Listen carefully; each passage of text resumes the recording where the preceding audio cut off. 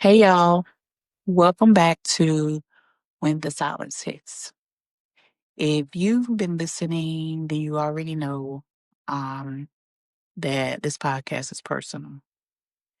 It's not scripted, it's not polished, it's me showing up in the midst of my own healing. Now, I know I told y'all that my brothers will be joining me for this episode. I was really looking forward to hearing their voices, to them sharing their stories, and I'm looking forward to, hearing their silence. But they're not ready. And honestly, I had to respect that because grief doesn't show up the same for everyone. It's not a group project. Some of us talk it out like I'm doing, and some of us shut down. But then there's some of us that just survive. So tonight, it's just me. And truthfully, these moments with y'all every week, this is my therapy. I never went to therapy after my parents died, and I probably should have.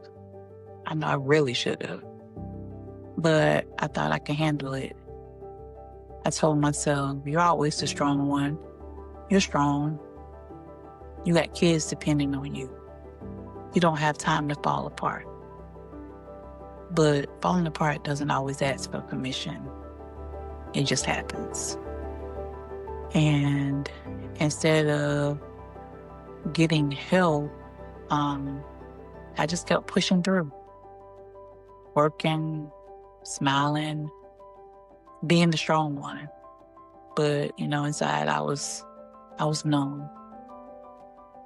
It wasn't until I started recording this podcast, talking out loud about things I never said to anybody, that I realized that this is therapy for me. These weekly conversations help me say the things I was scared to feel. They gave my pain somewhere to go. And that brings me to what I really want to talk about tonight. Those moments when everybody says, I'm here for you, but once the funeral is over, they vanish. Oof. If you know, you know.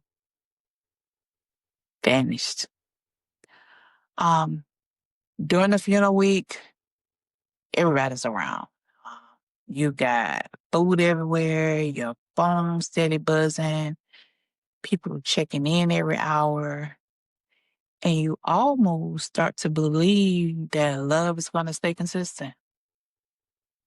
But after the service, after the flowers fade, after the casseroles run out, it's like the world goes back to normal, except your world doesn't exist anymore. And nobody prepared you for that. Nobody. I remember after we buried my parents, it got so quiet. I would sit at night strolling through my phone, looking at names of people who said, call me if you need anything. And I think, I do need something. I need you to remember me when the silence starts screaming.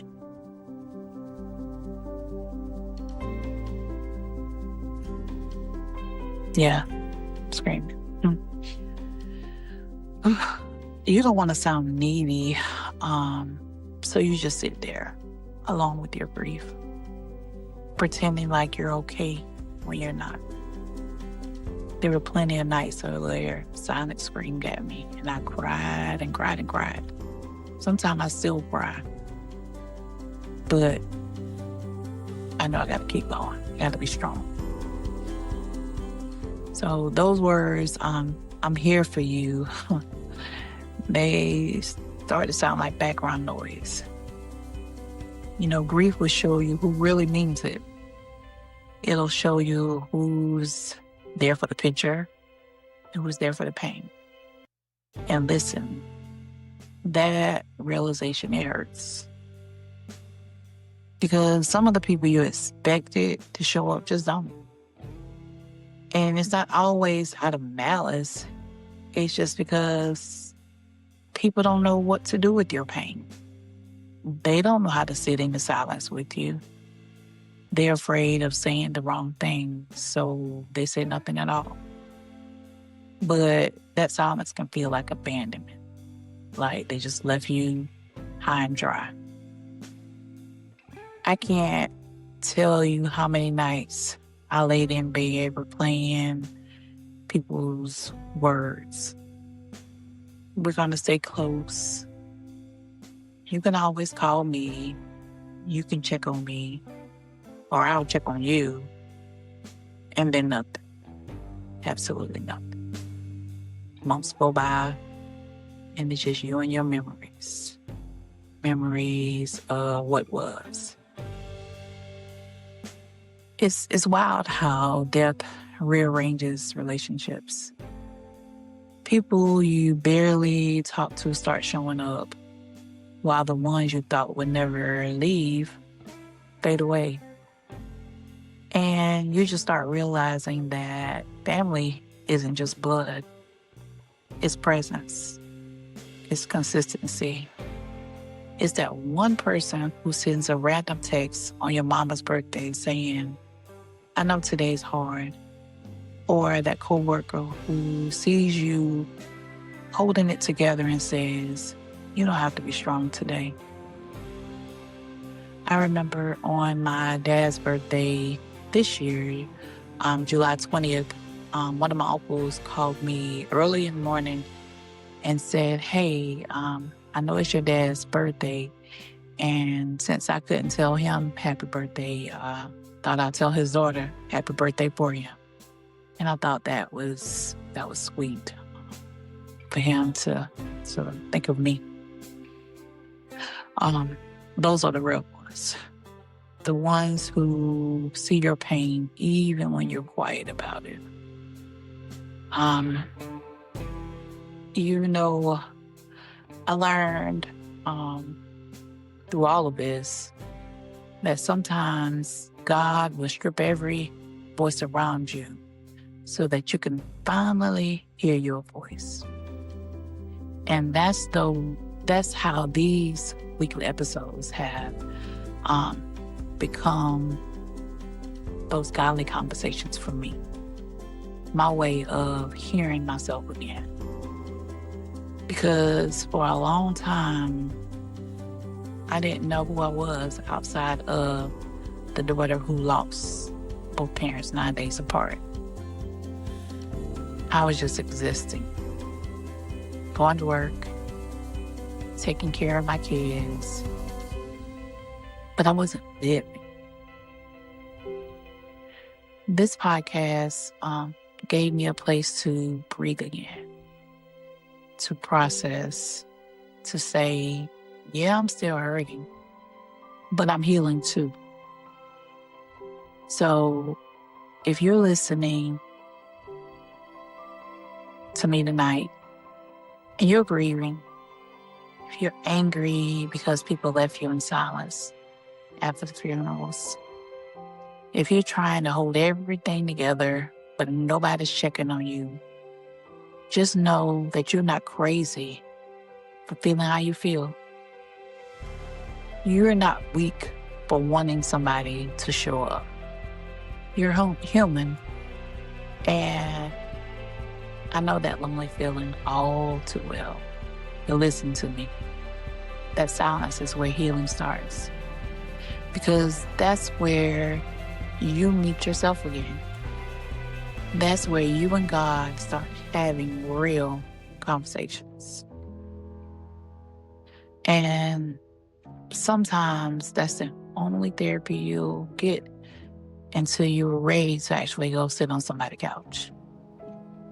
I don't know when that will be for me.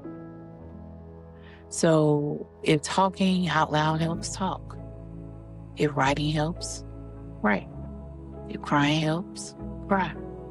Whatever you do, don't hold it in. Because silence can heal you, but it also can break you if you never release what's inside.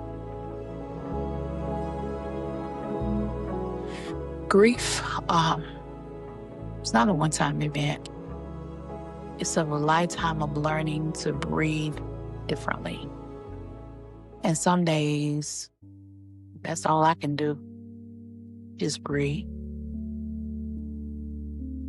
So if you're out there in that quiet space, wondering where everybody went, I see you. I hear you. Even in this silence. Before I go, I just want to say this. If something in this episode or any of the other episodes hit you, like really hit you, I want you to know this space is open for you too. You don't have to have it all figured out. You don't have to come on here polished or all put together. You can come just as you are. Broken, healing, quiet, whatever season you're in. You can share your story. You can talk about how these episodes have helped you, or you can just sit here with me in silence. Because sometimes we just need to breathe next to somebody who understands what the silence feels like. So if that's you, reach out to me. Whether it's in person or virtually, you're welcome here. And before I close this out, I just want to remind you, no matter what you're carrying, no matter what you've lost, no matter how heavy it feels right now, keep breathing, even when it hurts, even when it feels like you can't. Just keep breathing. Keep breathing.